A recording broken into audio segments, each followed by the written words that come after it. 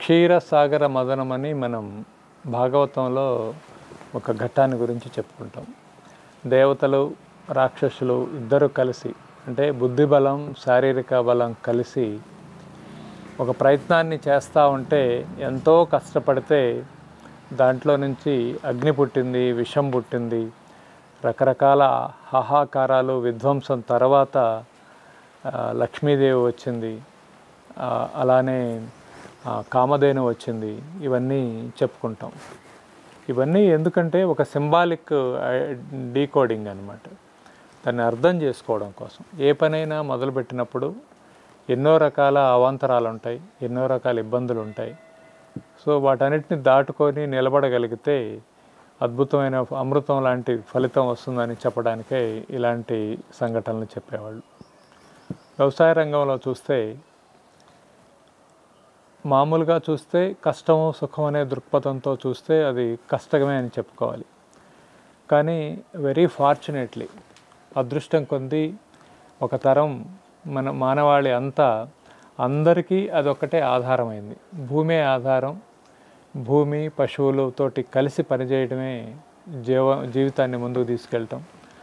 అలానే అటువంటి జీవితాన్ని అత్యంత సౌందర్యంగా, అత్యంత మోడల్గా ఒకళ్ళకొకళ్ళు కలిసి పని చేసుకుంటూ, ఏదైనా ఒక పని చేయాలన్నప్పుడు ఆ రోజు డబ్బుతో పని లేదు కాబట్టి ఒకళ్ళు కలిసి అందరూ కలిసి ఒక పొలంలో పని చేసుకోవటం, వాళ్ళ పని ఇంకొక పని చేసుకోవడం.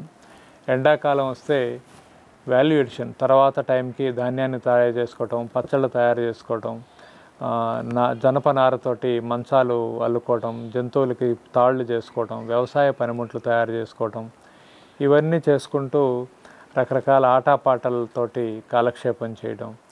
సో ఊర్లో ఒక సమిష్టిగా ఒక కాలనీలాగా ఉండేవాళ్ళు కాబట్టి వాళ్ళందరూ కలిసి ఒక సెలబ్రేషన్ చేసుకోవడం, ఇవంతా చేసుకునేవాళ్ళు. అలా దాన్ని ఎంజాయ్ చేయబట్టి, ఆ సమిష్టిగా అందరూ ఆస్వాదించబట్టే ఆ వృత్తి చాలా గొప్పగా ముందుకెళ్ళింది. అందుకనే వ్యవసాయం అనేది ఒక క్షీరసాగర మదనంతో మనం పోల్చవచ్చు. కష్టపడాలి, రకరకాల పరిస్థితులు ఎదురవుతాయి.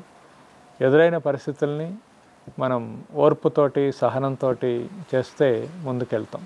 ఇప్పుడు మనం పంట వేస్తే భూమిలో విత్తనం దగ్గర నుంచి విత్తనం మొలకెత్తిన తర్వాత లేత చిగురుల్ని కొట్టేసే పురుగుల దగ్గర నుంచి, తర్వాత అవి కొమ్మలు ఎదిగే కొంది వాటికి కావాల్సినటువంటి వాటి అవసరం కొంది ఎరువులు నీళ్లు వాటి దగ్గర నుంచి, తర్వాత వాటిని ప్రూన్ చేయడం, వాటికి పంటలు పండించడం, ఆ పంటని మళ్ళా రకరకాల పురుగులు అనేది తీసుకెళ్ళి పురుగులు పాడు చేయటం, వీటన్నిటి పరిణామం తర్వాత మిగిలేదే అమృతం.